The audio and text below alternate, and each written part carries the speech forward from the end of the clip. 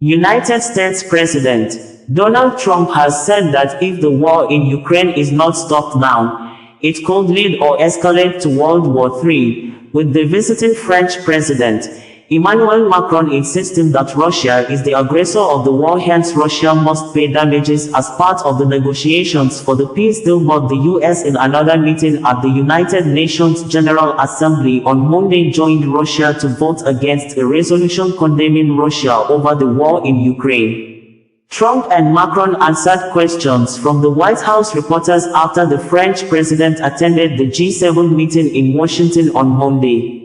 President Emmanuel Macron during the press talks corrected the US President Donald Trump after Trump said Europe would get its money back from Ukraine. The two presidents spoke to the reporters during a meeting at the Oval Office in the White House in Washington, D.C., when Trump said Europe was loaning its aid money to Ukraine and they would get the money back.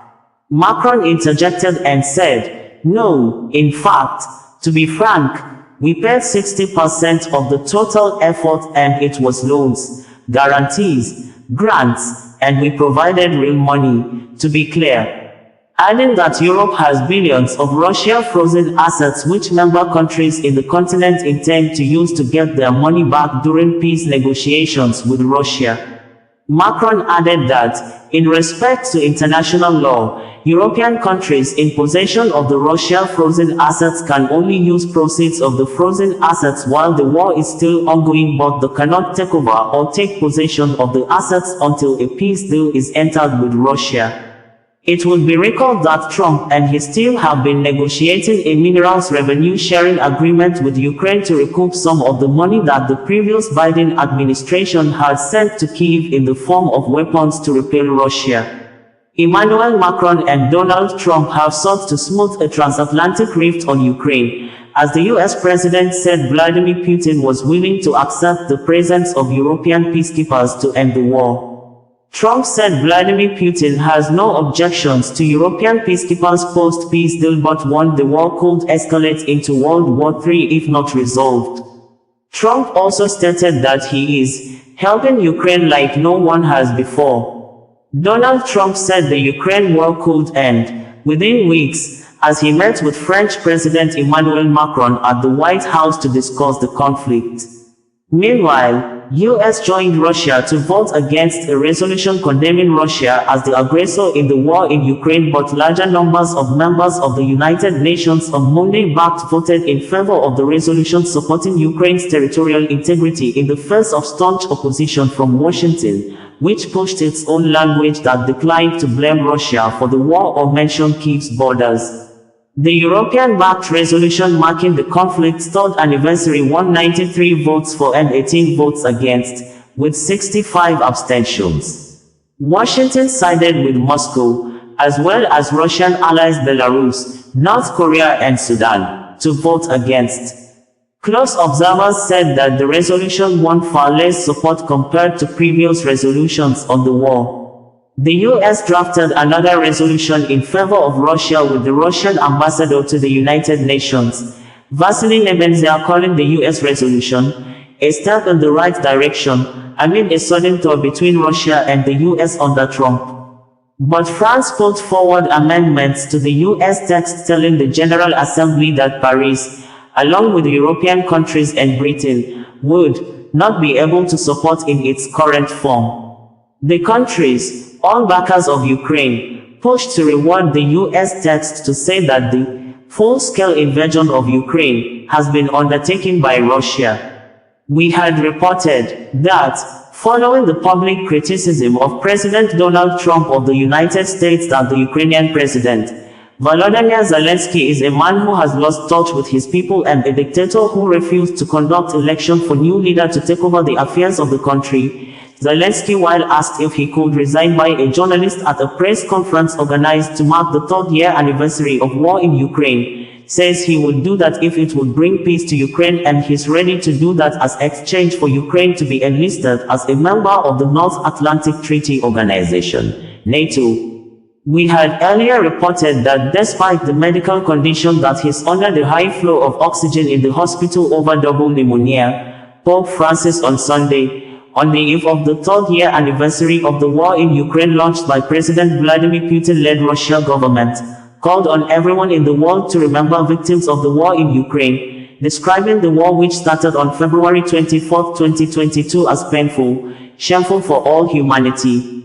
Previously, we reported that the Ukrainian president, Volodymyr Zelensky, has continued his phone conversations with world leaders with a video and written press statement on Saturday saying that the world leaders must ensure that the Russian president, Vladimir Putin, is not allowed to deceive the world again, insisting that Putin has used Russian army, intelligence services and mercenaries over 30 years to bring death to America, Europe, Africa, Middle East, Syria. This, Zelensky stated after he began special defense campaign with phone conversations with world leaders following strained relationship with one of the countries that has majorly assisted Ukraine in its defense against Russia since 2022 when the war began, United States, U.S. President Donald Trump, who threatened to stop military aid to Ukraine, claiming that Ukraine started the war it knows it cannot win, calling President Volodymyr Zelensky a modestly successful comedian and a dictator that deceived the immediate past U.S. President,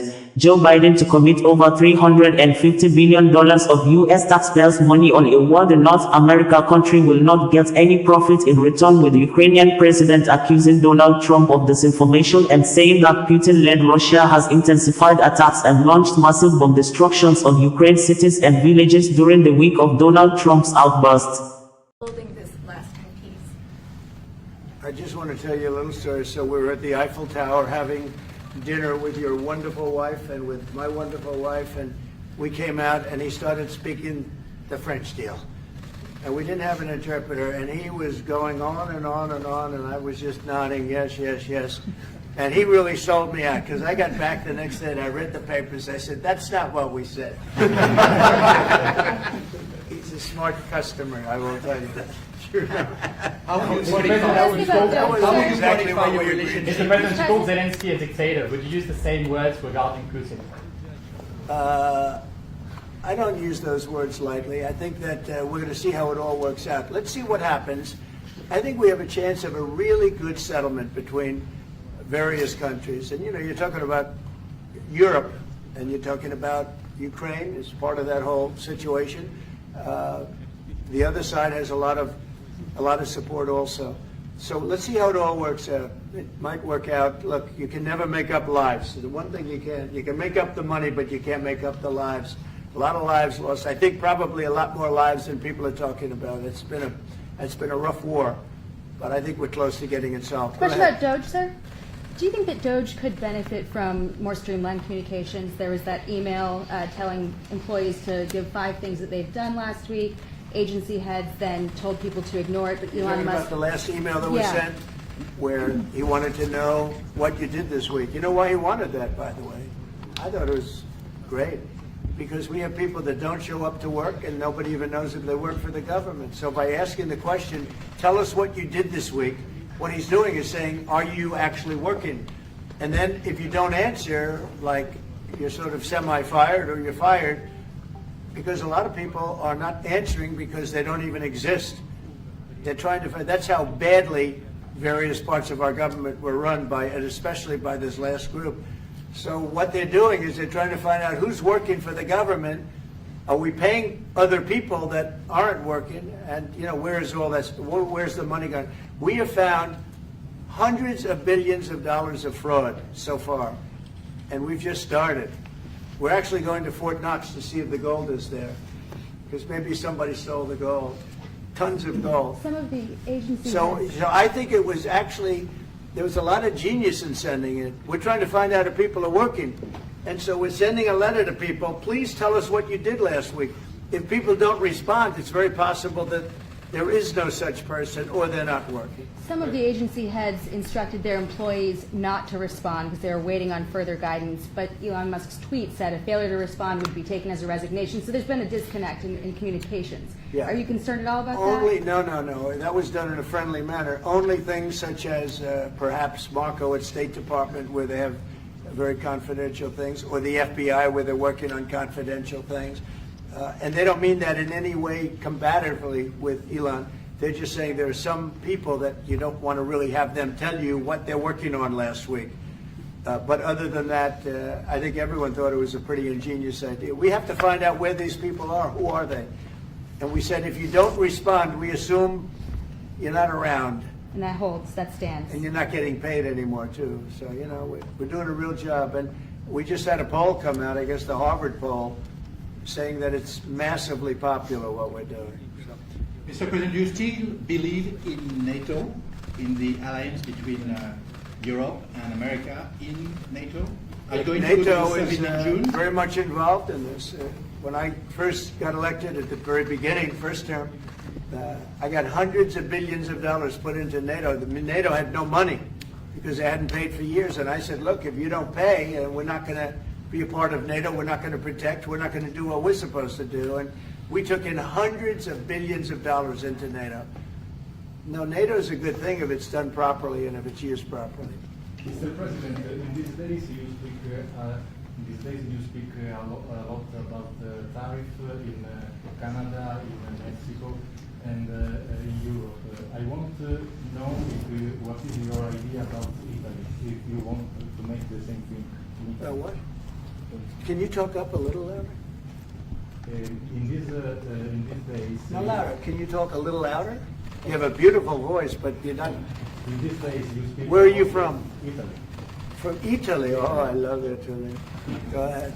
I want to know if you have the same idea with Italy about tariff. Well, look, I love Italy, and Italy is a very important nation. We have a wonderful woman as your leader, and she was on the conversation today, one that we had, the G7. And no, I think Italy is doing very well. I think Italy's got very strong leadership with Georgia. Monsieur le Président, qu'est-ce que vous répondez au président Trump qui a dit que les Français et les Britanniques n'avaient pas... Any other questions over here? Yes, ma'am. Can you clarify what you meant in your truth today on the major economic development transactions between the U.S. and Russia?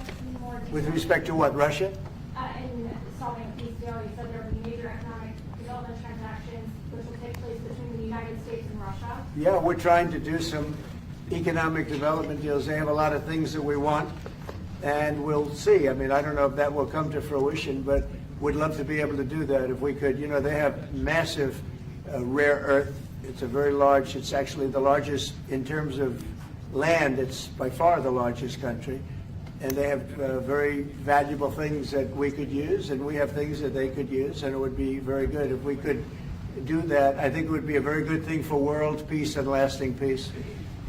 Well, I mean, our first, by far, our first thing that we want to do, the first element of the overall transaction is ending the war.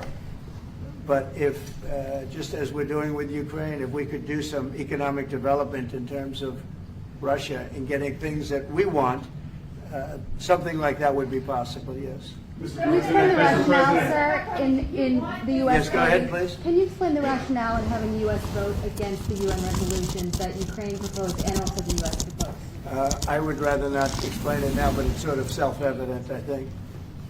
Mr. President, first of all, it's about increasing the tariffs on products from the European Union. Is that still something you want to do today?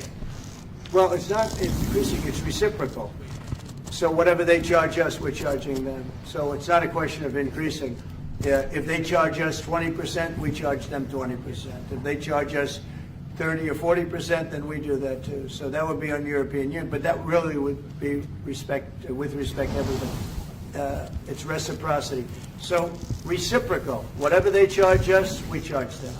Nobody has a problem. Even you, I see you don't have a problem anymore, right? Mr. President, are you thinking of going to Moscow soon, maybe in May for the 9th of May for the anniversary? I mean, not soon, but I would be certainly, if this all gets settled out, which I think it will, sure, I would go there. On the 9th of And May? you'd come here too. On the 9th of May on the Red Square?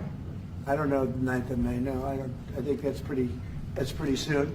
But no, at the appropriate time, I would go to Moscow. Monsieur le Président, est-ce que l'envoi de troupes françaises ou européennes est envisagé en Ukraine? Within weeks. Yeah. Right? Don't you think so?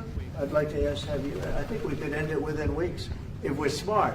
If we're not smart, it'll keep going, and we'll keep losing young, beautiful people that shouldn't be dying. And we don't want that. And remember what I said, this could escalate into a third world war. And we don't want that either. Mr. President, your envoy Steve Witkoff suggested a temporary ceasefire in the conflict, but the Russian government has denied that out of hand. Are you worried that they're not feeling in good faith? No, I think they, at some point, will agree to that. I think they probably wanted to. And I think once you have a ceasefire, it's going to end, because they're not going from a ceasefire back to war.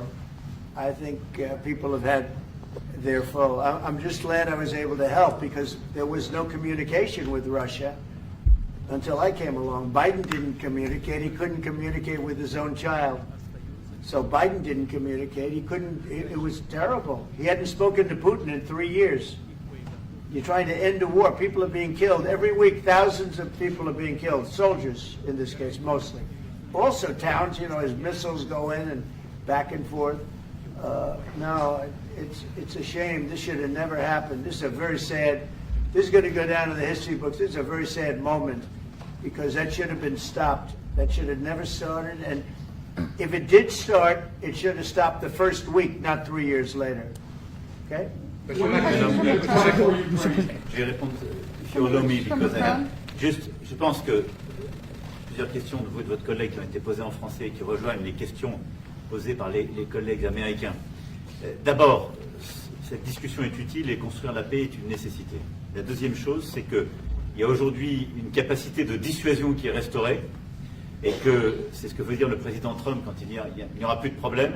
Je pense que la force du réengagement américain aujourd'hui, c'est en quelque sorte l'incertitude aussi pour le président Poutine. Et donc il y a une capacité de dissuasion qui est là, qui permet de sceller d'abord sans doute une trêve, la capacité à vérifier que cette trêve est respectée, et ensuite un accord de paix qui permettra de reconstruire l'Ukraine, mais de lui apporter aussi les garanties de sécurité. Dans le cadre de ces garanties de sécurité, nous pensons que nous avons notre rôle à jouer. Et donc, on verra à ce moment-là de la discussion, je ne veux pas l'appréhender, ce qui est nécessaire pour que l'Ukraine puisse rester un pays souverain. Et d'ailleurs, dans les discussions entre l'Ukraine et les États-Unis d'Amérique, il y a cette question d'une souveraineté ukrainienne qui est respectée. Et donc, nous, ce que nous avons préparé en particulier avec nos partenaires britanniques, dans le cadre d'un travail très étroit qu'on a mené ces dernières semaines, et partagé avec tous les pays européens et alliés qui sont prêts à s'y joindre, c'est l'idée de dire on est prêt à apporter ces garanties de sécurité. Les conditions, elles doivent en être définies. Par l'envoi de troupes. Elles doivent être définies par l'accord. Ça peut aller jusqu'à l'envoi, comme l'a dit le président, de troupes qui iront observer que la paix est bien respectée, qui iront se positionner, pas sur la ligne de front, pas pour justement, en quelque sorte, être dans le conflit, mais marquer une présence comme une garantie. Il y a d'autres moyens de soutenir, qui peuvent être des soutiens accrus et capacitaires à l'armée, des structures nouvelles.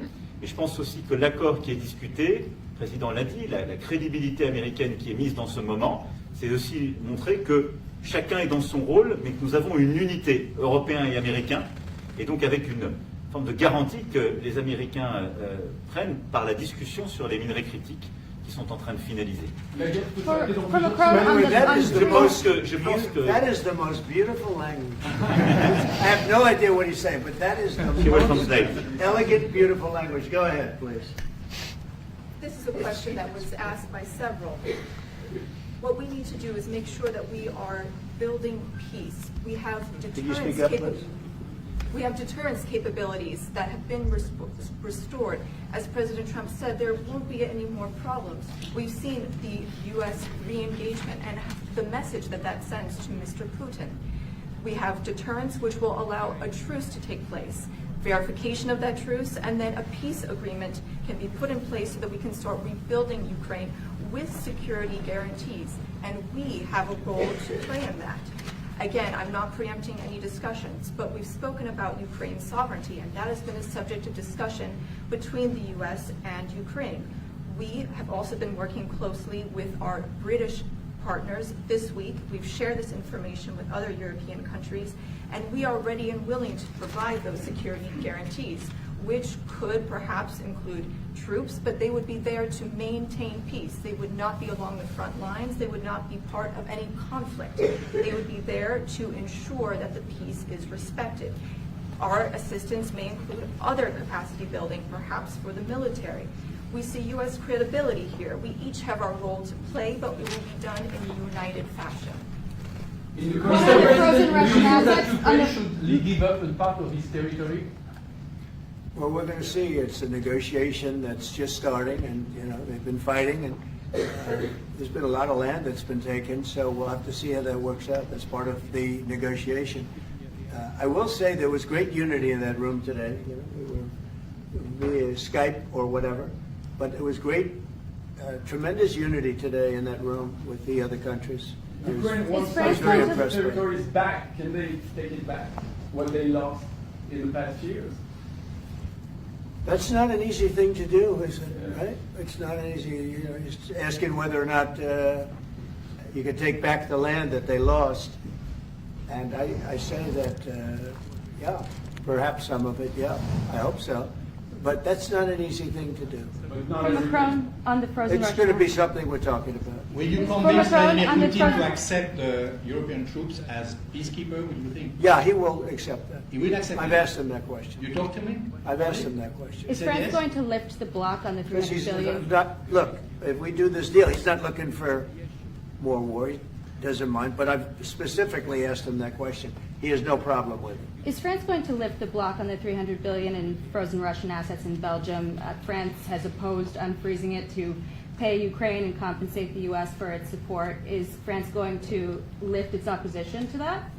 This is, we speak about frozen assets. We already used them to back precisely the loans negotiated at the G7. And it's part of the sanctions, so it will depend on the follow-up of the discussions. But clearly, we respect international law. It's just frozen assets now. You can take the proceeds of the frozen assets, but you cannot take the assets themselves because it's not respecting international law, and we want to respect international law. How is one different than the other? You can take the proceeds from it. How can you not take Because the it's assets? very different. You keep the assets, you take the proceeds because they are paralyzed in a certain way. You take the proceeds during the wartime, but you keep the assets, and it's part of the negotiation at the end of the war. Because, this war costed all of us a lot of money. And this is the responsibility of Russia, because the aggressor is Russia. Should the U.S. be compensated? So at the end of the day, this frozen asset should be part of the negotiation. All in all. Will France support the U.S. being compensated? I support the idea to have Ukraine first being compensated, because they are the ones who have lose a lot of their fellow citizens and being destroyed by these attacks. Second, all of those who paid for could be compensated, but not by Ukraine, by Russia, because they were the one to aggress. Again, just so you understand, Europe is loaning the money to Ukraine. They get their money back. No, in fact, to be frank, we paid. We paid 60% of the total effort, and it was through, like the US, loans, guarantee, grants, and we provided real money, to be clear. We have 230 billion frozen assets in Europe, Russian assets, but this is not as a collateral of a loan, because this is not our belonging. So they are frozen. If at the end of the day, in the negotiation we will have with Russia, they're ready to give it to us, super. It will be loan at the end of the day, and Russia will have paid for that. If you This is my believe wish. that, it's okay with me. Mr. President, But they get their money back, we don't, and now we do. But, that's We will only fight fair. both. Mr. President, should be more money. Should be the one that pays everybody back. Are they the aggressors? Well, we're negotiating everything, and everything's on the table, and we'll see if we can get some land back, and we'll see about a lot of different things. And we're going to be making a little speech and say a few words in a little while. We're going to have another meeting, a luncheon meeting, and we'll see you in about 2 hours. Okay? Thank you very much, everybody. Thank you, Fred. Thank you, Fred. Moving out. Let's go. Moving out, cameras are up. Thank you very much. Thank you. Thanks, guys. All right, headed out this door right here, right here. We're moving out. Thank you, sir. Good to see you. Right. Forces who are connected, bringing you the news in a more digital way.